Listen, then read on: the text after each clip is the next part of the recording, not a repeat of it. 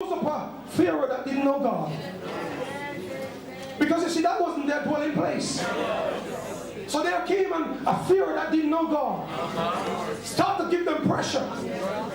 Start to put them into slave. Send them into slave. Make them make bricks.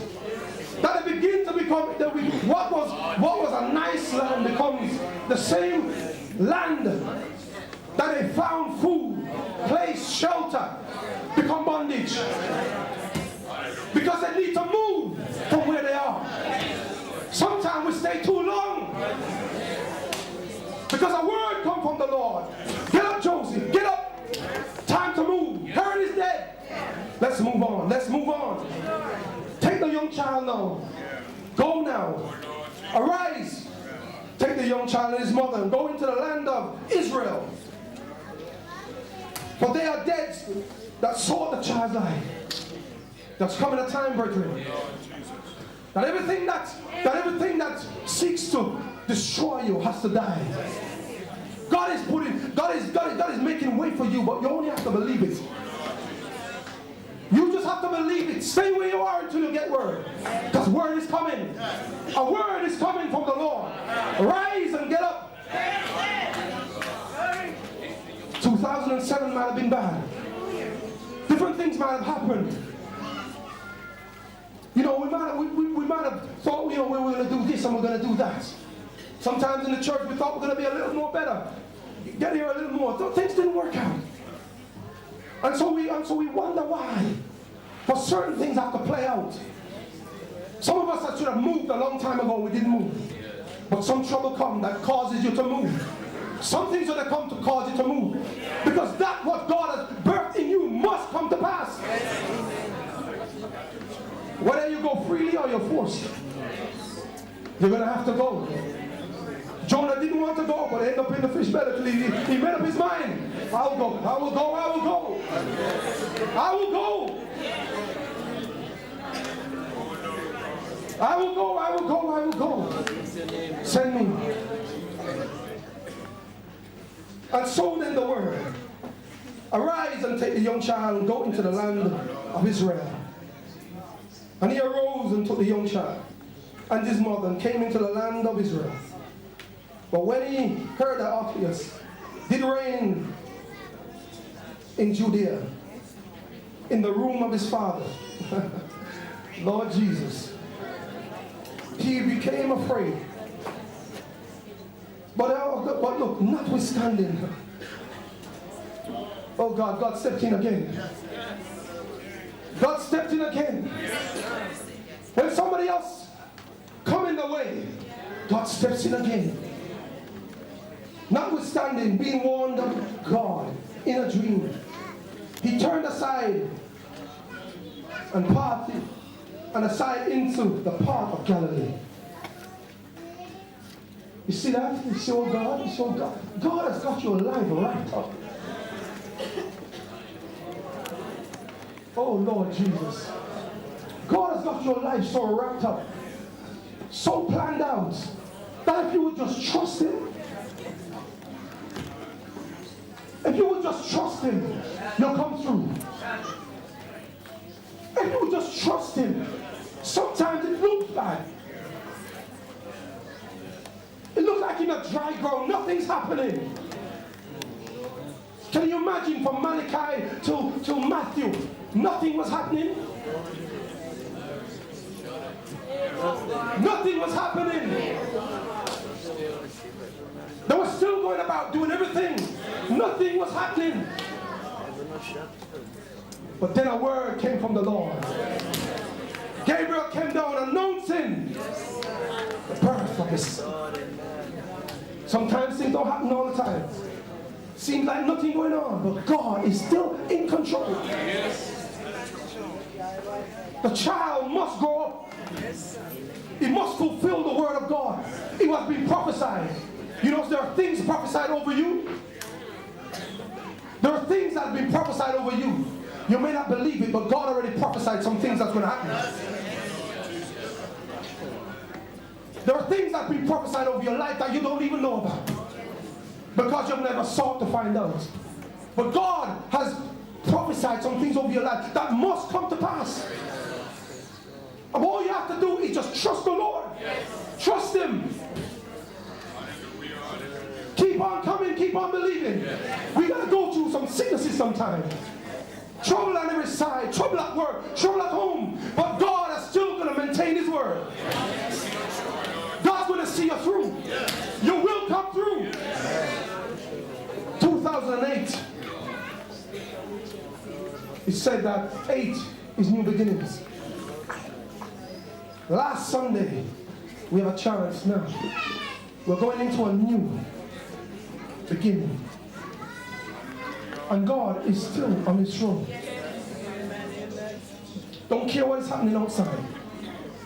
Don't care what is here this morning. Not by happenstance. But God so saw it fit to bring you in here, to be here for such a time as this.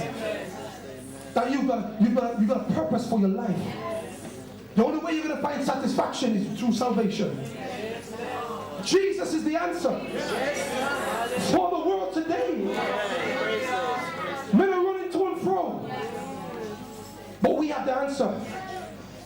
We have the answer for the world today. Joseph had Jesus, Savior. God had to protect the child because he needs to grow up. Because he needs to go to the cross. He needs to die for me. I couldn't do it. He certainly couldn't find any. And the Bible said his own arm brought salvation. God had to come Himself, condescend. God had to come down into the form of a child. Run away to Egypt.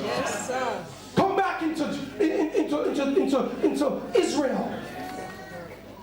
Flee into Nazareth. Because you see, the scripture has to be fulfilled. Oh, you don't understand. There are some things in your life that has to be fulfilled. He said he was called a Nazarene.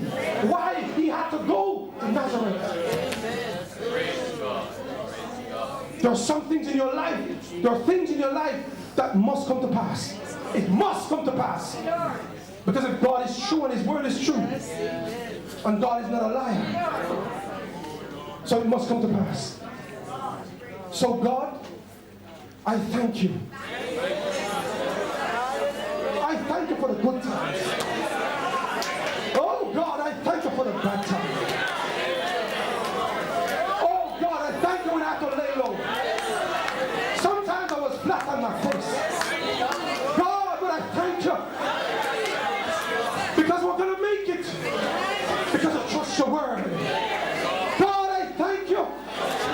Oh God, through it all I learned to trust in Jesus.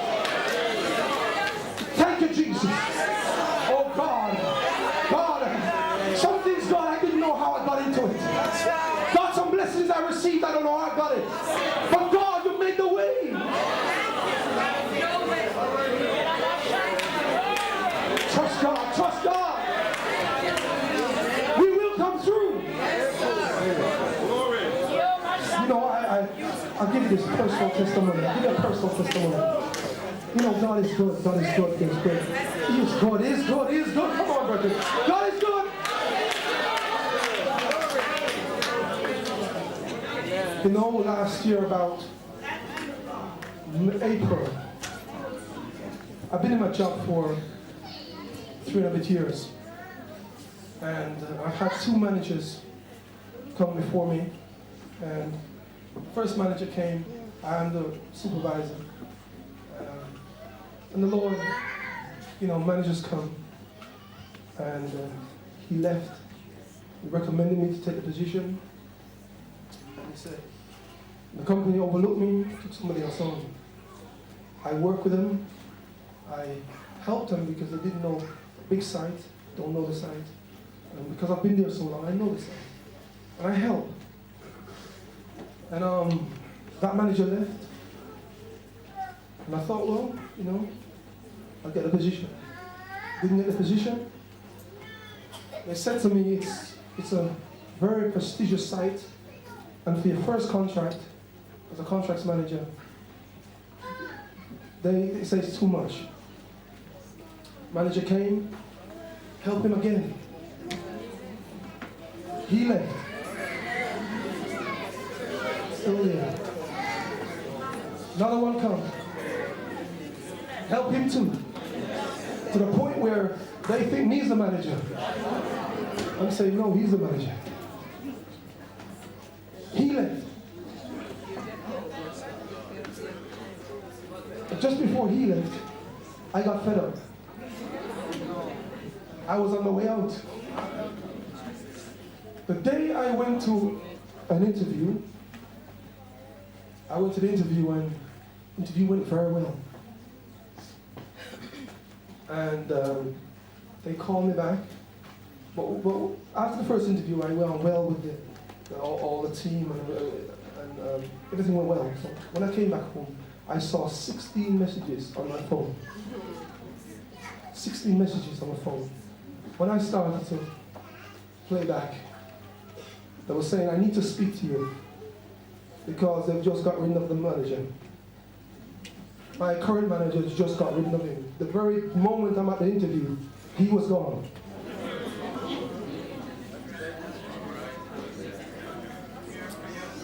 The client, and I don't know up till this day how that happened. The client came in, and because we look after the bullring, and we had a particular maintenance, we look after maintenance, and we had a sprinkler system that looks after the whole system. And we have fire pumps that when it comes to fire, the signal goes, and then your sprinkler system that feeds the whole building and out the fire.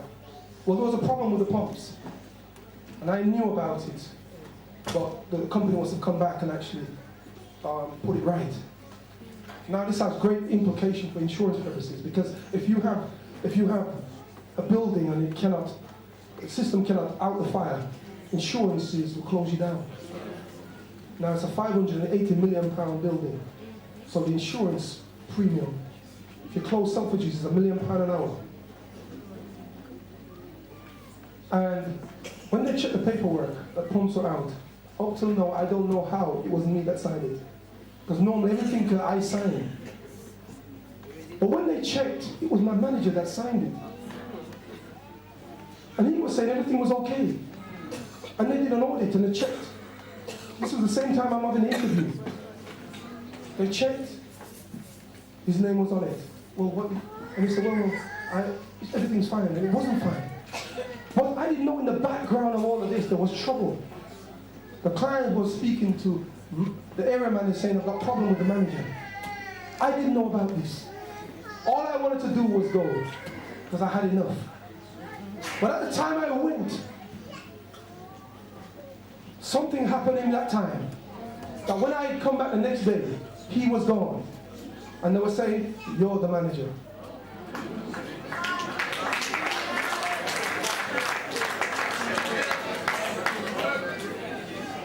I was on my way out.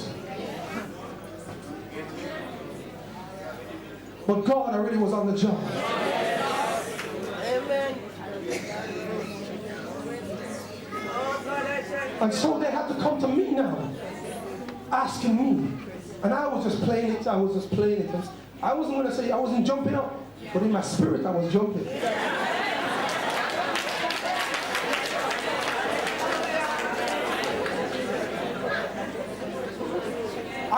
I was just calm as day. I think about it. Now I have to think about it. I had to think about it. I said, I'll think about it and let you know. But when God got something for you, if it takes 2, 3, 4, 5, 10 years, it must come to pass.